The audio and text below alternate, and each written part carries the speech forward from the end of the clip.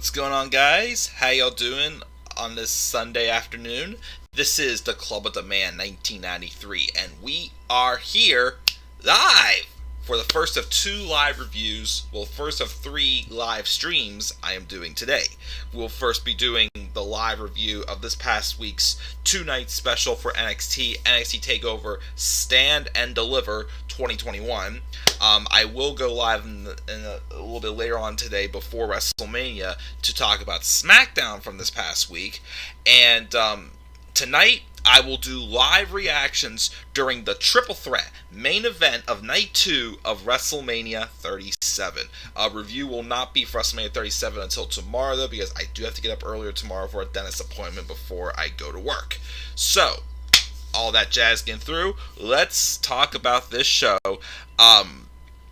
And let's see what we got here. So, we're going to talk about the first ever two-night NXT TakeOver special, NXT TakeOver Stand and Deliver 2021.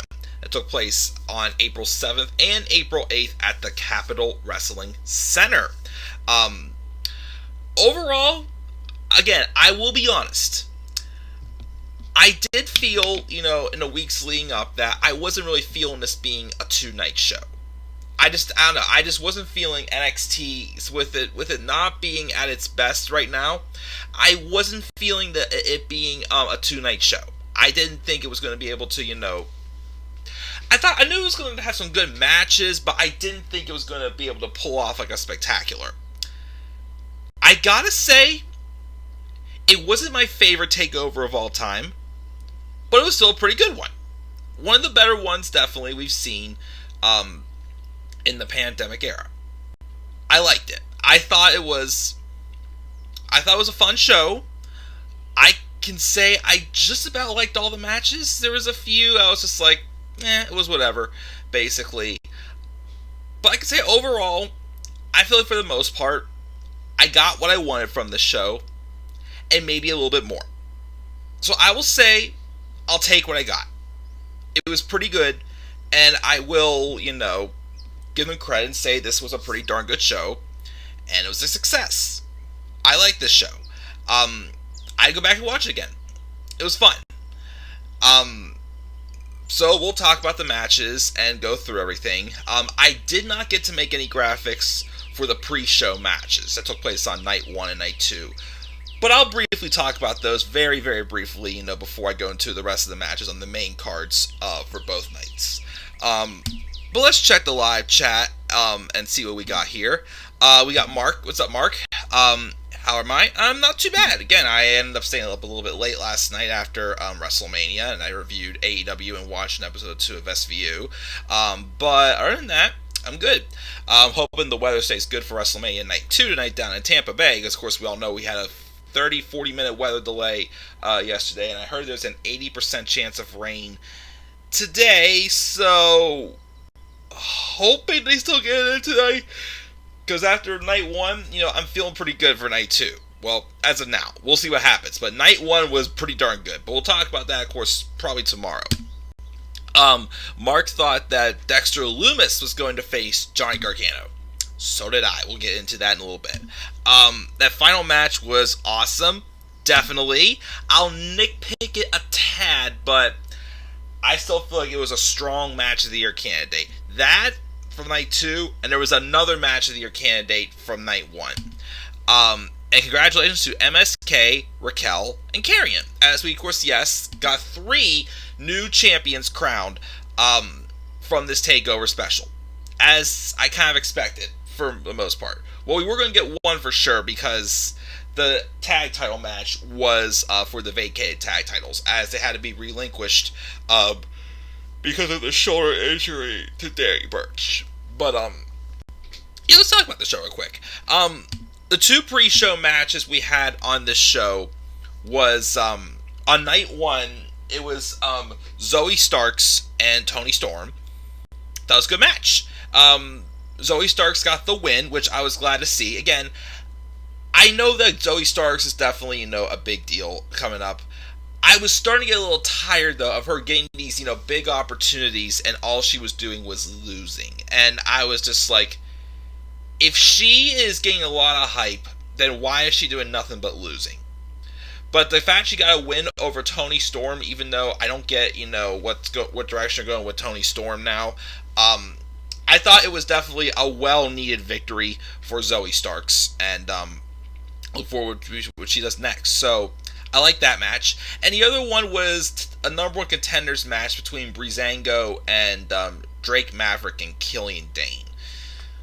It was decent, but I still just don't dig Drake Maverick and Killian Dane as a tag team. It's too corny. Like I said, too corny. It doesn't fit Killian Dane to me. I guess they're trying to make them the next Enzo and Cass in some ways, or the next Daniel Bryan and Kane. Team Hell No, but like I said, it's too weird. I don't know. It's just not my cup of tea. They win the match, and that was the pre-show matches. Let's talk about the matches, though, from night one. We opened up night one with this match between Kushida and Pete Dunne. For the most part, it was a good match. It felt like a main event match, though, on like an episode of NXT. It didn't feel like it was good, but it didn't feel like it hit like a quality pay-per-view level match. It more so just felt like a match we'd see on NXT. Both these guys are talented, but like I said, Pete Dunne, he's starting to run out of a lot of options in NXT.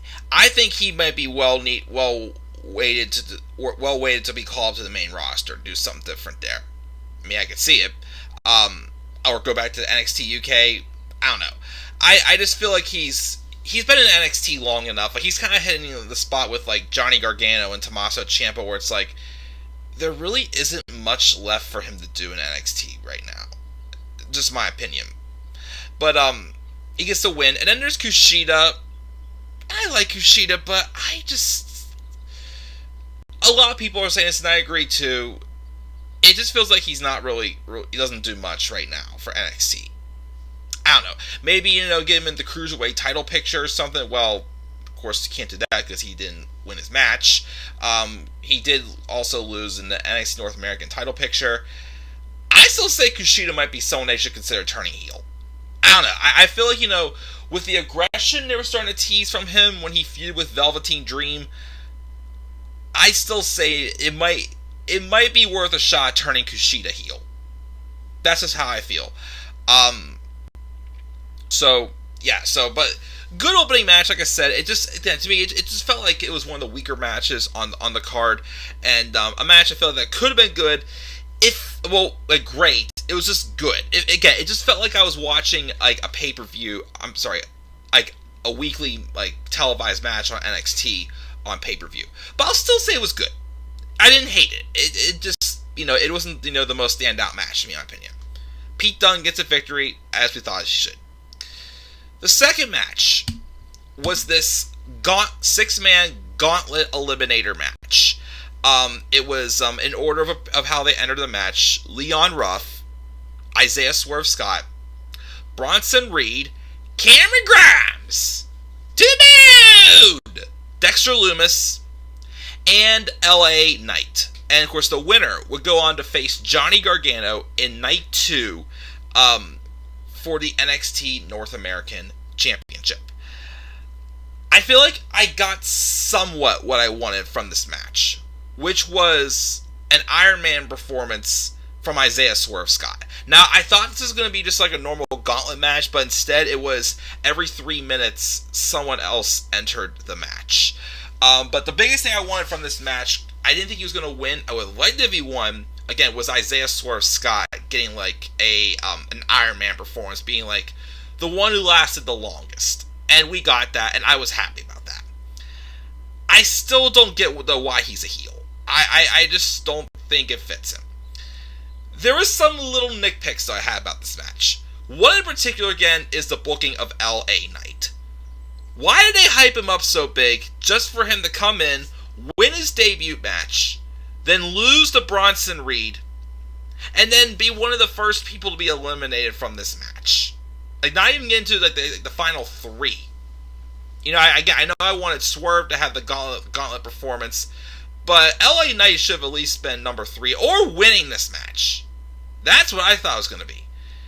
But that booking is just still weird. Because I think Leon Ruff was the first to go. Then it was, I think it was then LA Knight.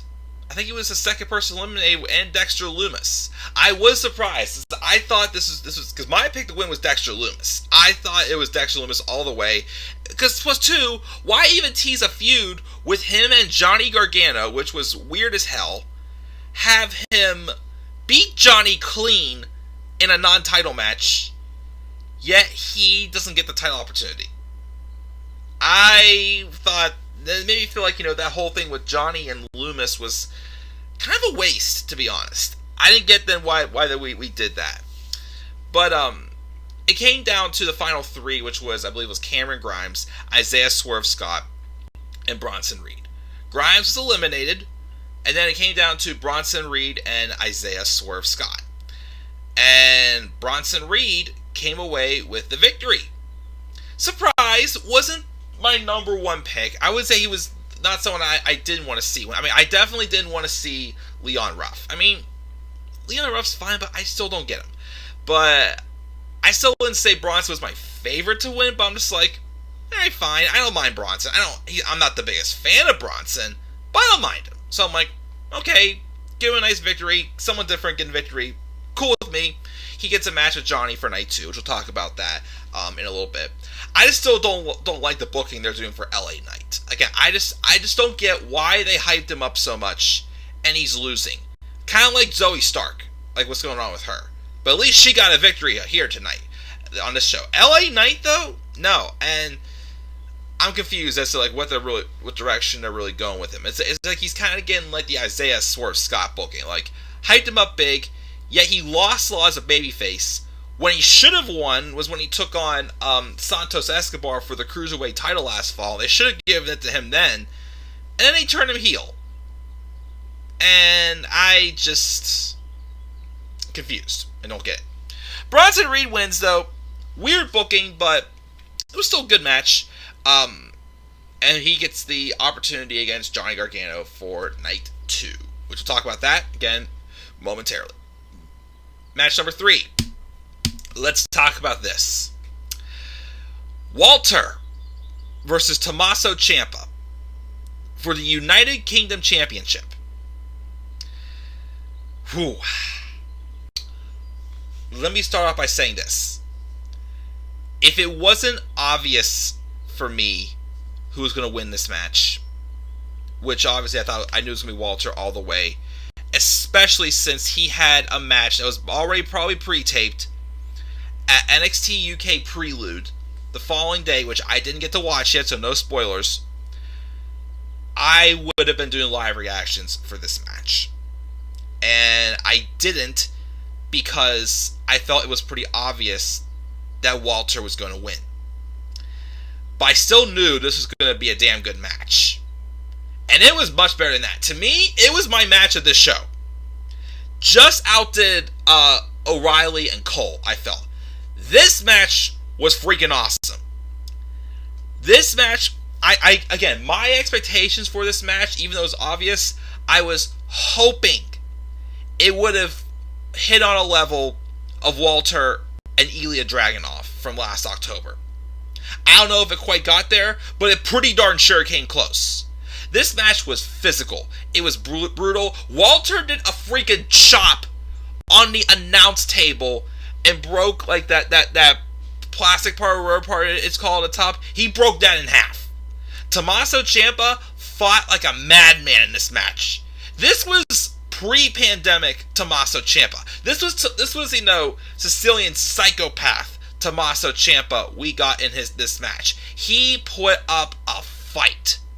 It was brutal. The chops were epic, and even though I knew it was obvious that Walter was going to win, this was one of those matches that they actually wrote to make us believe that Ciampa actually was possibly going to beat Walter. It made a predictable match feel unpredictable, and it's very rare that they do that. But Walter did win, as I expected, but he had to put up a hell of a fight to put down Ciampa. Again, you may be honest and say, yes, Ciampa's been directionless for quite some time, but you cannot deny this was definitely one of the best matches he's had in quite a long time. Needless I say, probably the best match he's had since NXT TakeOver Portland last year when he took on Adam Cole for the NXT Championship.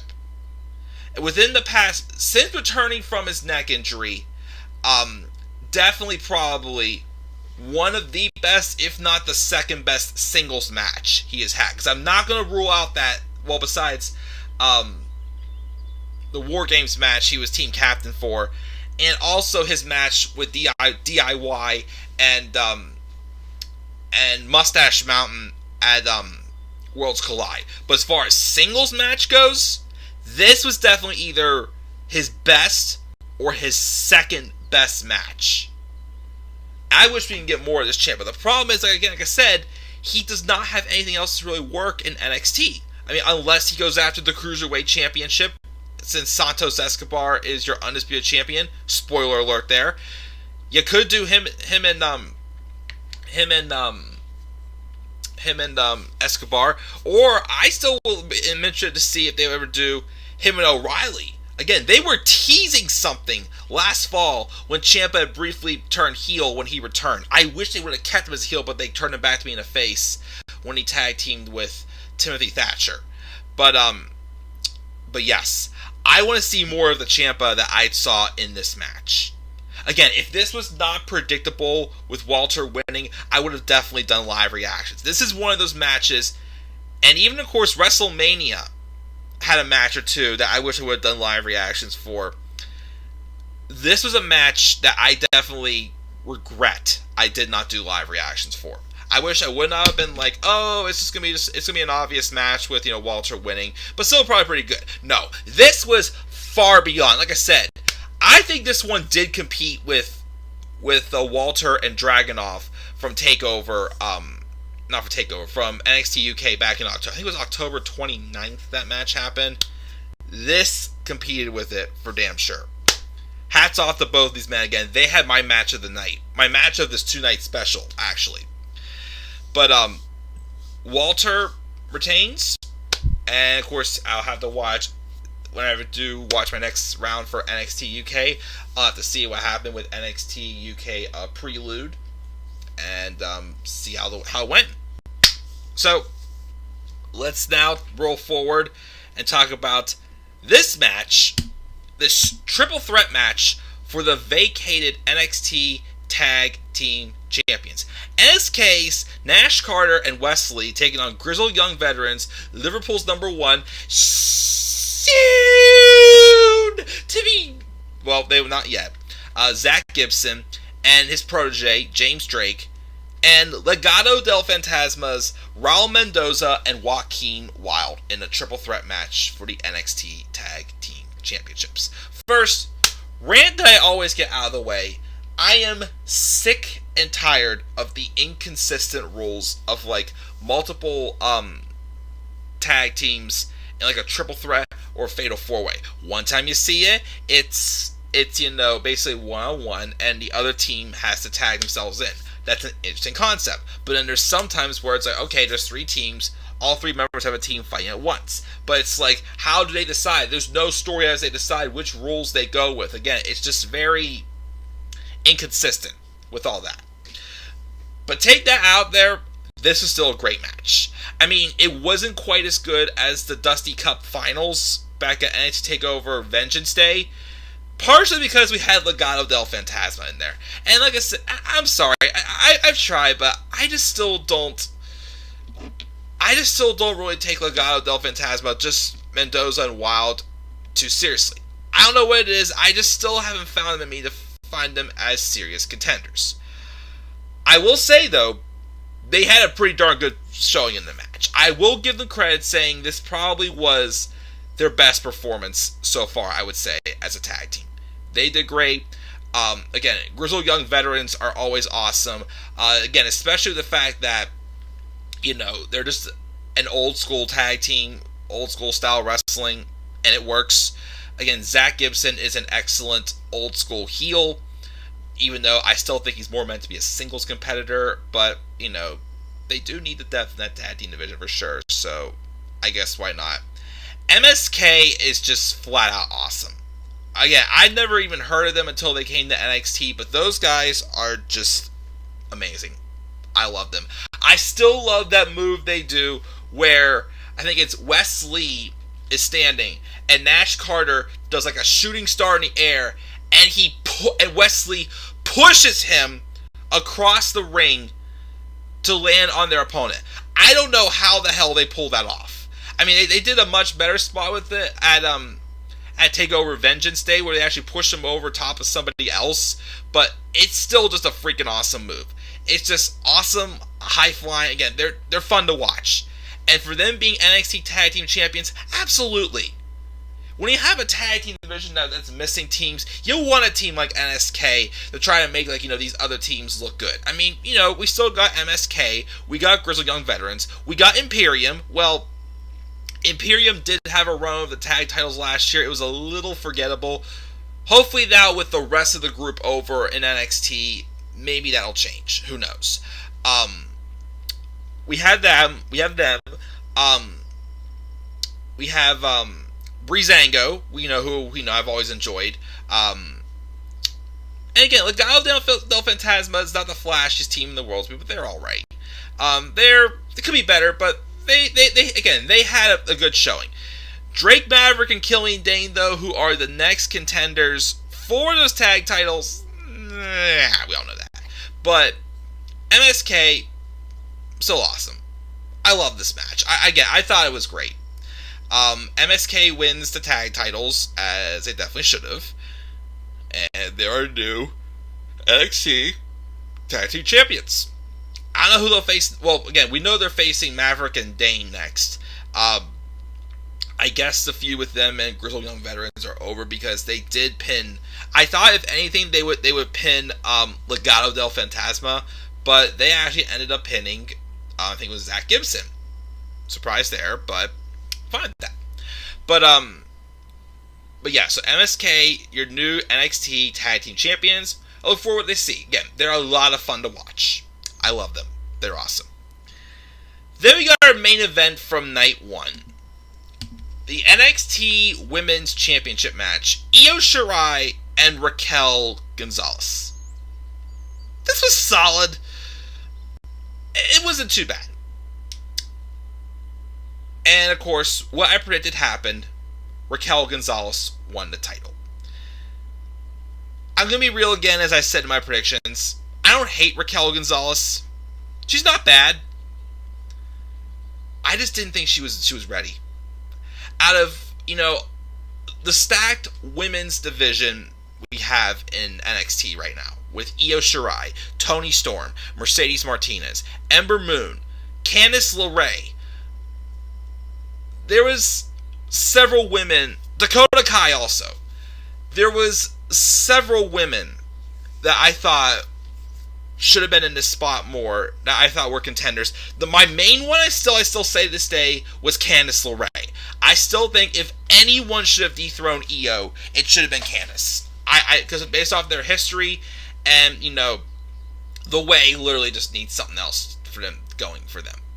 Because I feel like, out of everyone in the way, Candice is definitely the most interesting one. The one I still think has the most momentum. Well, maybe at one point. I don't know. Still. But I still think that Candice should have been the one. If not Candice, Toni Storm should have been the one to dethrone Io Shirai. Raquel, though, I don't know. To me, I think she just still, even though she got a big win over Rhea in the last woman standing match, and they also had a good match. I think it was at Halloween Havoc. I just still felt like she still felt like a muscle. Like, think of it this way. In 2018, when Drew McIntyre returned to Raw, and he was with Dolph Ziggler, they protected, they used, McIntyre to, be in Dolph's corner, basically, built him back up before setting him free on his own. And if they weren't going to give, Drew, a singles title, Raquel Gonzalez still felt like she was in the same position as Drew was. Why would they give Raquel Gonzalez the title over someone like Dakota Kai, who was a little more experienced? I mean, yeah, her heel character is what really helped her break out more. I just still felt that she wasn't my number one choice to see dethrone Io Shirai. But I felt like she was ever since they had Raquel pin Io in the War Games match for the women's match. I don't know, like I said, she wasn't my number one pick to do so, but I'm not like that upset that she's our new NXT Women's Champion. I mean, she got a great response. You saw how happy she was. As a person in general, I'm happy for someone who, reaches success, and you can tell she was happy. I'm not going to ever knock on someone for being happy for success. Like I said, I mean, the match was good, but I feel like, it wasn't... It was definitely one of my least favorite matches on the card, but it was not horrible. If I would grade it, I'd probably give it like a B-. She tried. Raquel tries. She's a good worker. She's definitely much more better and interesting than Nia Jax, of course, for a big woman. But, big woman, solid performance. We'll see what she does as women's champion. But I'm not feeling a long reign right now. Maybe I'll change my mind. I don't know. But, congrats to Raquel. And I hope that, she makes the best out of this opportunity she's getting. As for Io, though, she may be getting called up. Maybe. I don't know. But it's possible we could be seeing Io getting called up. She's done everything she can in NXT as well. She just had a long-ass title reign. So, anything else for her to really do right now in NXT? I mean, I'd like to see a match with her and Asuka. We never got to see the match with her and Kairi Sane. I mean, other than they collided, when NXT, Raw, and SmackDown compete at Survivor Series in 2019, we see them briefly have an encounter, but I wanted to see a match between them so bad. And again, the thing is, too, remember, if Kairi didn't get called up in 2019, we would have seen Io and Kairi face off at NXT TakeOver Toronto 2. We would have seen that match there. But if Io goes to the main roster, definitely her and Asuka. Don't pass up on that. Don't pass up on that. Not at all. But that was that match. And that was night one. Night one was good.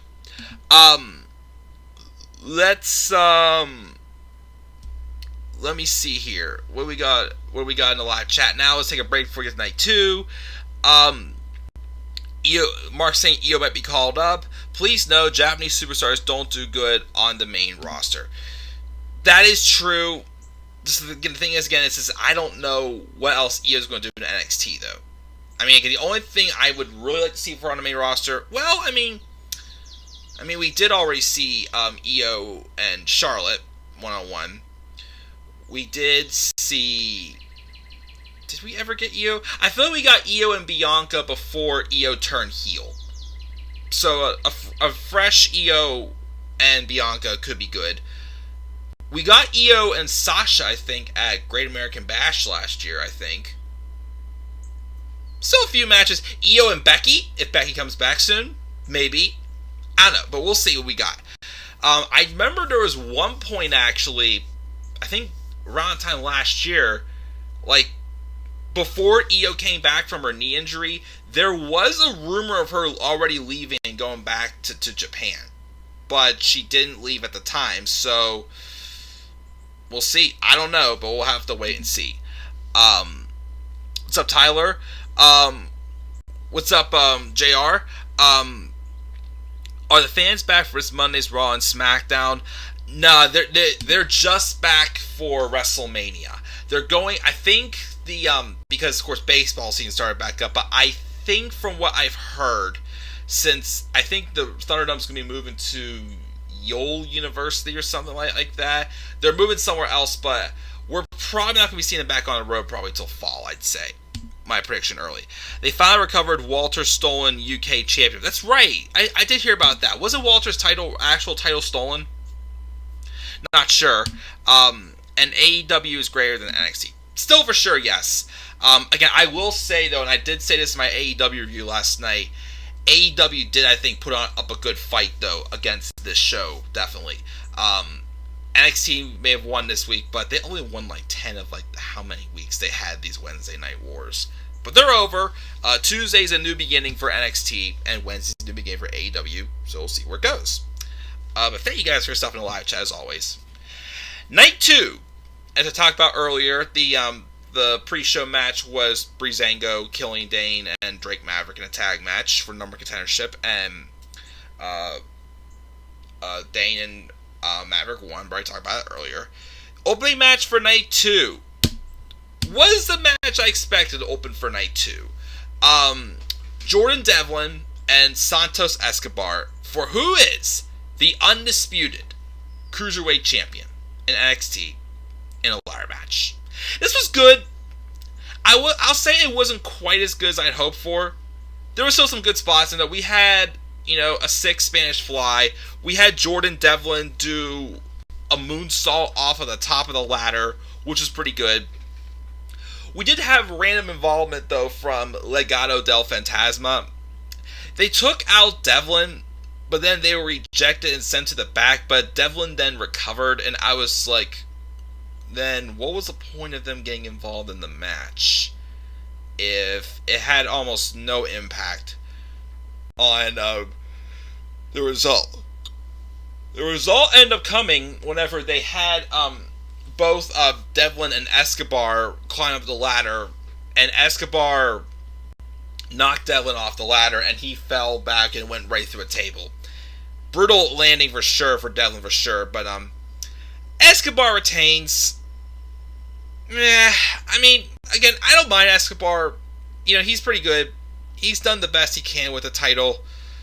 I just kind of wanted to see Devlin actually get like a legitimate time with the championship since, 6 months as champion. He was, on the sidelines, not doing anything because NXT UK wasn't around for 6 months. And I like Devlin too. I was kind of hoping they would have actually given him, a legitimate reign. Because he's been champ since Worlds Collide? But, they were out from NXT UK wasn't even taping anything from March till September or August, 1 to 2. I guess I felt Devlin just got ripped off. And I like Devlin too.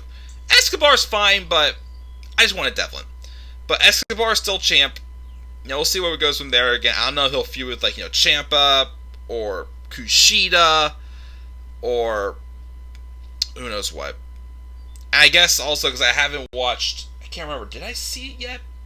The Cruiserweight title match with Jordan Devlin and Trent Seven. Well, Trent Seven comes over and challenges Escobar, who knows. But we'll wait and see. So, good ladder match. Again, I kind of want to see Devlin win it though, but Escobar's fine. We'll see where it goes from there with the Cruiserweights. Next match was another match that I just didn't really care much for. This NXT Women's Tag Team match for the tag titles with Ember Moon and Shotzi Blackheart taking on The Ways, Candice LeRae, and Indy Hartwell.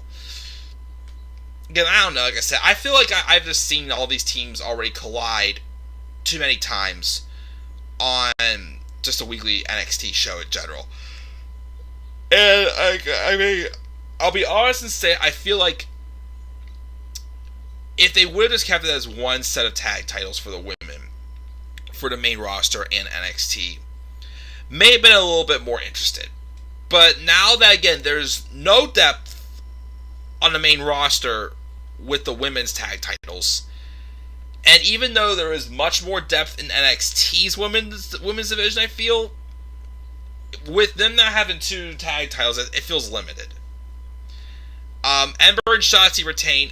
Definitely, I'd say probably my least favorite match on this whole show. It didn't do much for me at all. And of course, Candice and Indy don't win. I was hoping something else would have happened and it would have completely ended the way and, put Johnny and Candice, well, at least Johnny back to being a babyface, but didn't happen. But Shotzi and Ember retain. And speaking of the way, the next match was the NXT North American title match between Johnny Gargano and the winner of the Gauntlet match from night 1, Bronson Reed. I thought this was good. I thought this was better than I thought it was going to be. Again, like I keep saying, though, the biggest problem is I just have it. I'm just still so bitter that they still have Johnny Gargano as a heel, and like I said, it's just not working at all for me. I hate it.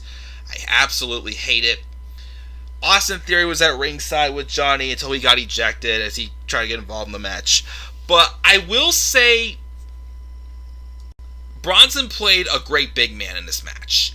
He did make Johnny really work to get the victory. It wasn't as good as it would be, but it kind of reminded me in some ways the booking we got in the matches between DIY and Authors of Pain from back in 2017. That's what this match kind of reminded me a little bit. Not as good, of course, but that's what it reminded me of. Bronson was dominating. Look, he put up a good fight. Johnny actually, did pretty good for being, a heel. But, I still thought it was good. Better than I thought it would be. Definitely one of Bronson's better performances, though. I'd say either this match or the performance he had in the latter match for the vacated North American title TakeOver 30, I'd say, was definitely two of his best matches. Johnny retains, though. I'm surprised. I don't know who's going to face off with Johnny now. Again, I thought they were going to have Dexter Lumis face him here, but I guess that ship has passed. I don't know. Maybe they'll still turn Johnny face. Unless if Austin Theory, turns on Johnny soon. I don't know. I just want the way to end. Again, I don't like it. I don't like Johnny Gargano as a heel. They gotta make him a babyface again. When that'll be, I don't know. Johnny retains, though. Look at that, though. I was hoping for at least, because we've got January, February, March, April. A 4-month title reign for Johnny so far. I was hoping for a 6-month reign, but if it was the old Johnny Gargano as a babyface, yes. This heel Gargano, no. He's having his longest title reign, though, as being booked as one of the worst he's ever been booked in his career. But, it's whatever at this point. I'm just hoping the way ends soon, because I don't like this way at all whatsoever. But Johnny retains. Good match with Bronson. Next match. The co-main event, as they said. Finn Balor versus Karrion Kross for the NXT Championship. I did a lot of reactions for this match. And I gotta continue to reiterate. What kind of hurt this match a little bit is still the booking of Karrion Kross. Why did they go from booking him as a dominating monster, literally like the Brock Lesnar of NXT, to him selling to guys like Santos Escobar? And even a little too much selling here with Finn Balor. Balor did kind of work, the arm and the leg quite a bit, though, on Karrion Kross. I will give him credit with that. But I still feel like I just don't know what's going on with Kross. Is he a face or is he a heel? 1 week they're booking him like a babyface. Next week they're booking him as a heel. And in this match, for about half of it, he was kind of booked as a babyface.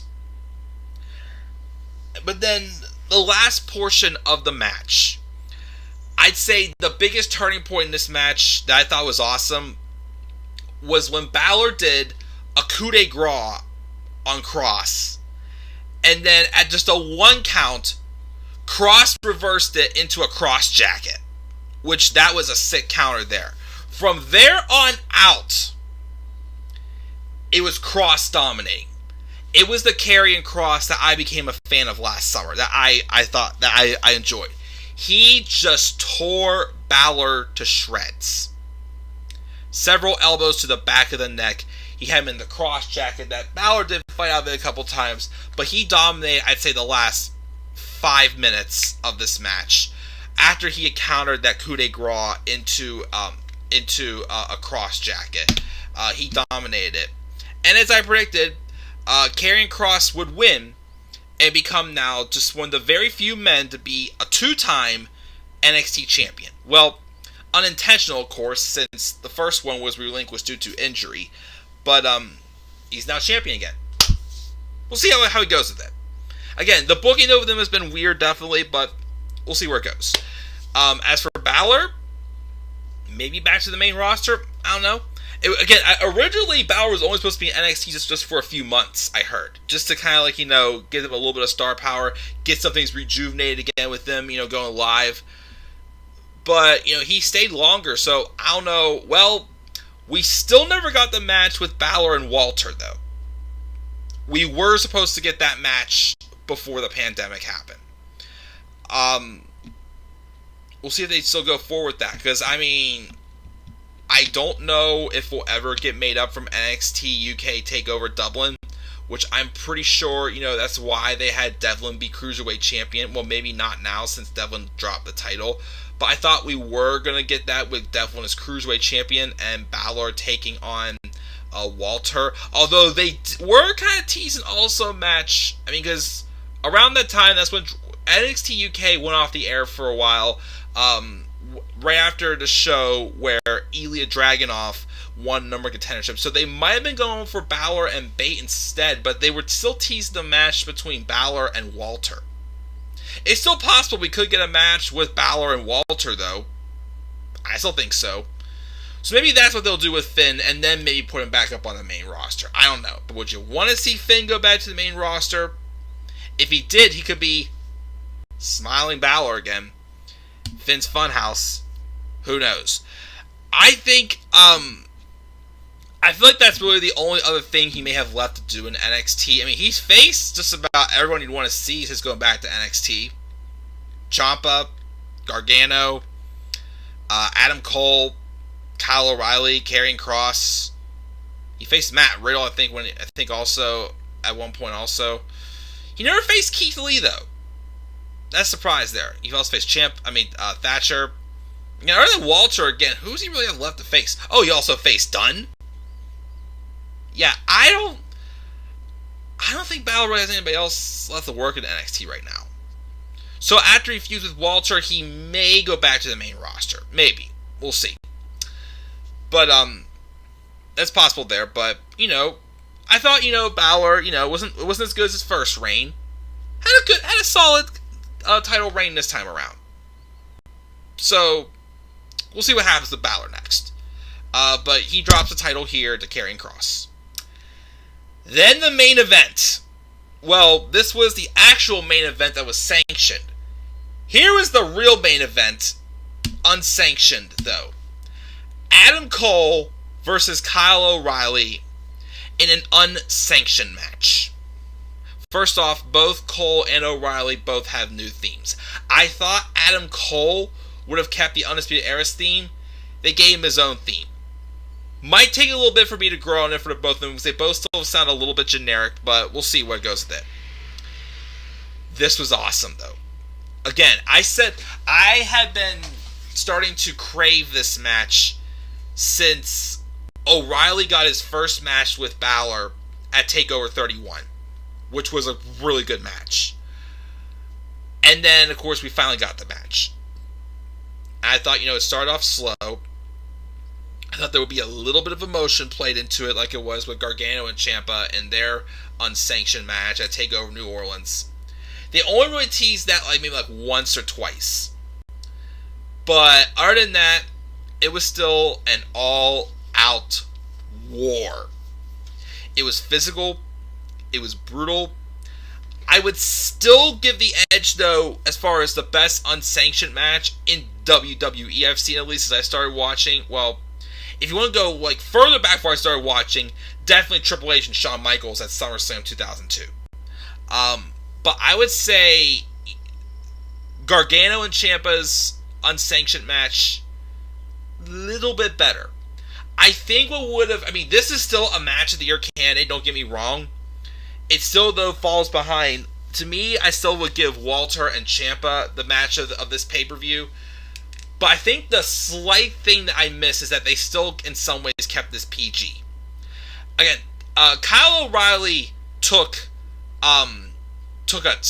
smashed in the face with a TV and was not busted open.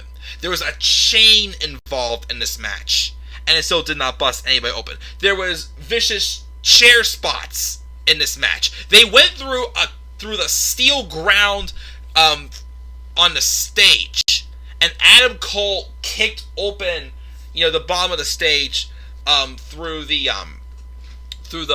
cardboard or plastic, wood on the stage, and there was still no blood. There should have been a little bit of blood in this match, at least.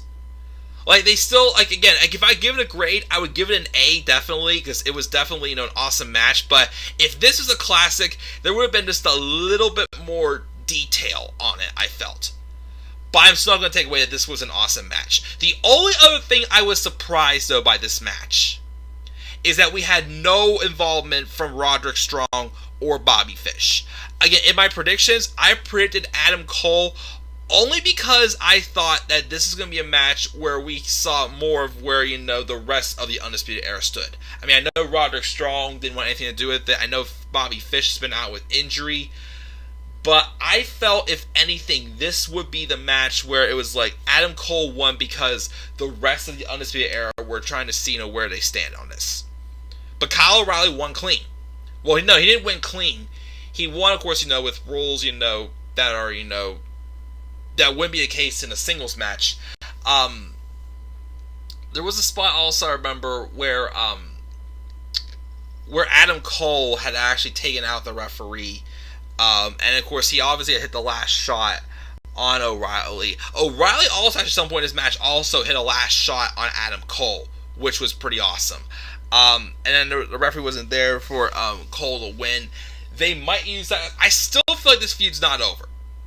I know some people are speculating that Adam Cole may be on the main roster. With there not being, some finished business with the rest of the other members of the era also, I still feel like this feud isn't over yet, though. So maybe that spot might be an excuse for Adam Cole saying he should have won this match. But there was a couple good chair spots. They used a chair with the Undisputed Era's logo on it that Cole used several times.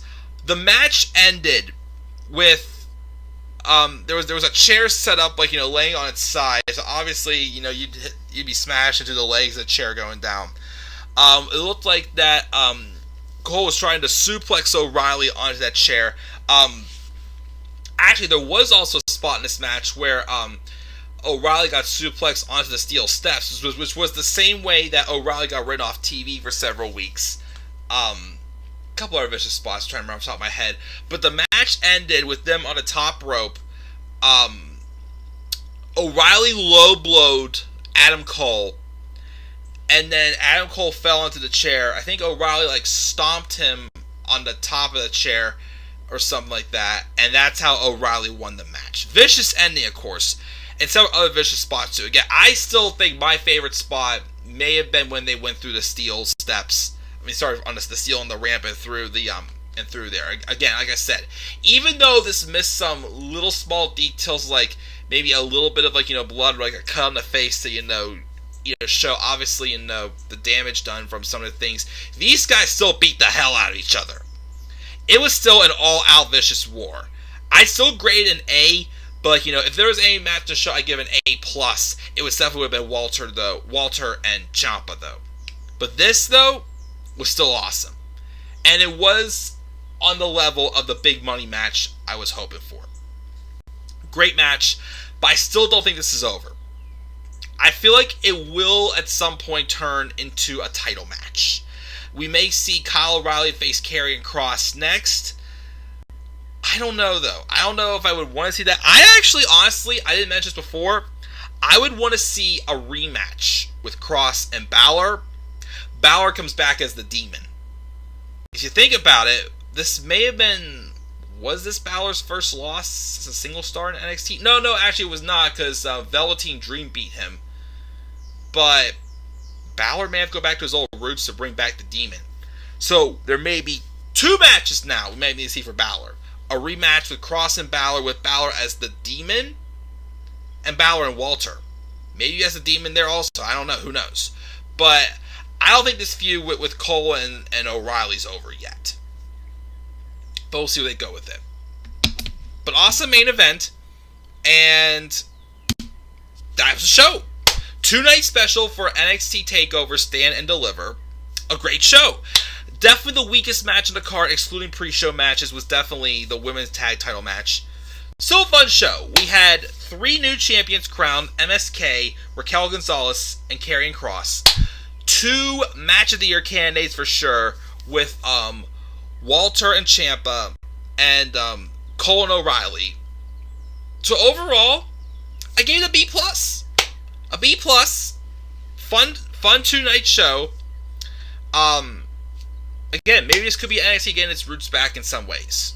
Still has its way to go with some things, I still feel, but, you know, I liked it. I had fun. It was one of the shows, and even last night's episode of WrestleMania, Day 1 WrestleMania, please, Night 2 don't suck the life out of me. This week I've kind of been feeling, the love again.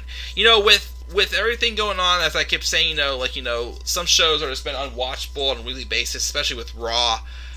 I was just not feeling wrestling, but, Night 1 last night, and this TakeOver also, kind of lit that fire back in me a little bit again. I'm hoping they do the same tonight for Night 2 of WrestleMania 37. But I gave this show a B+. B+ for NXT TakeOver Stand and Deliver. Great 2-night show. I loved it. Tyler says get rid of those women's tag titles. I agree. Again, I get it. They're trying to give, women their own spotlight. But like I said, there's just not enough depth. There's not enough depth. If keep any, just keep one. I still think they should have given to Raquel and Dakota. I don't get why they even had them have the match in the first place. It was just for them to get, the tag titles out of, pity and whatnot. But I agree. Let's get rid of the tag titles. Since Finn lost the next title, is he going back to the main roster? I already addressed that. Same with Tyler mentioned as well. Mark said he gave TakeOver a B+ as well. The stage has a skull. What was like Survivor Series. That's right. I forgot to mention that. There was like a big skull on the stage. Also, very nice sign for the stage. Also, a great stage also for WrestleMania, I would say as well. But yeah, that skull entrance definitely I think is pretty cool. Would be cool though if they actually walked out like from the skull's mouth. That would be awesome. Maybe some other time, I don't know. But that would have been awesome to see. But I did like the stage. And Mark also says, since they're pushing Kyle O'Reilly as a singles competitor, what are they going to do with Bobby Fish? I don't know if they'll make, Fish and Strong a tag team or something, but definitely keep Kyle O'Reilly by himself. He's doing some really good things by himself. As I keep saying, too, he still may be, and could still be, potential be, NXT's next big baby face, I feel. It's possible. But I think that's going to do it, because I'm getting pretty hungry. I haven't had lunch yet, so I'm going to go have lunch, check the highlights out from SmackDown, and review SmackDown before tonight. And get caught up with all reviews. And again, I will do live reactions tonight for the triple threat match with Reigns, Bryan, and Edge. Again, both my friends, Daniel Gaiza and Joe Miller, will be here tonight. We'll do live reactions for that match. And again, I'm going to have to wait till tomorrow to review WrestleMania 37. I have a dentist appointment. I get there like an hour earlier before I go to work. So, yeah, I gotta get up earlier, so I'm definitely not going to review WrestleMania tonight. I'll have to wait until morning. Also, as you've noticed, the past few streams, I have not done green screen. I think for a little bit, just until I, feel it again, I'm going to take a break from doing the green screen for my streams right now. It'll be back eventually, yes, but again, just, with me feeling a little bit burned out, maybe just a way to help me, feel the fire again, besides good shows that we've seen from NXT TakeOver and Night 1 of WrestleMania 37. Again, I think part of it maybe is me taking a brief break from doing the green screens for now. But we'll go from there eventually. But guys, again, that was NXT TakeOver Stand and Deliver 2021. Gave it a B+. What are your thoughts on this TakeOver special? Leave your thoughts down in the comments section below. And be sure as always to slap a like on the video and subscribe for more content on my channel. And follow me on Twitter at DemandAirBoy93. So until then, guys, I'm checking out. I'll see you guys in a bit for my SmackDown review. And then I hope you guys do enjoy Night 2 of WrestleMania 37 tonight. So until then, guys, I'm checking out. Have a great rest of your day. And I'll see you guys again soon. Peace out, everybody.